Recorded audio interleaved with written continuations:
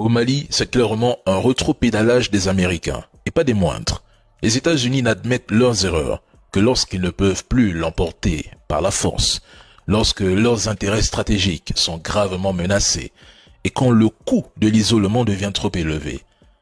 Aucun d'eux ne pariait sérieusement sur la survie et la réussite, encore moins la consolidation rapide de l'Alliance des États du Sahel lors de son lancement en septembre 2023, soyons logiques et sérieux.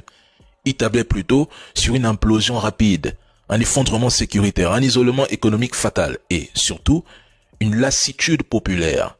Ce rétropédalage est dû à un échec stratégique total de leur ligne punitive. Ils savent que l'isolement a accéléré le basculement vers Moscou au lieu de le freiner. Les États-Unis se retrouvent presque exclus d'une zone stratégique pour l'uranium nigérien et les minerais critiques. Donald Trump est en mode deal.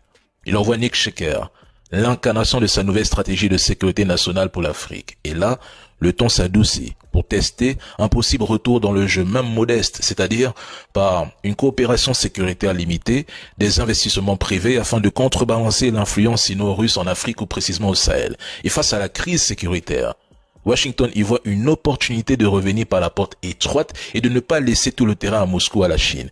Ce n'est pas un mea culpa sincère. Ça, c'est tactique. Ils disent ce qu'ils pensent que les Maliens, Burkinabés et Nigériens veulent entendre. Cependant, les dirigeants de l'AES le savent pertinemment.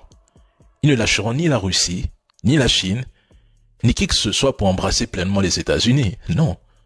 Les pays de l'AES, ce sont des accords militaires avec la Russie, des formations, des équipements turcs, chinois et russes, etc. Des projets de satellites de télécommunication et de surveillance avec Roscosmos. Des projets de centrales nucléaires, ainsi qu'une présence de l'Afrique à corps. Il y a tellement de projets. En gros, Washington constate que l'approche punitive a échoué et a précipité le basculement vers ses adversaires. Ils savent que poursuivre dans cette voie risquerait de leur faire perdre définitivement tout levier dans une région riche en uranium, or, lithium, etc. Résultat, ils changent de stratégie.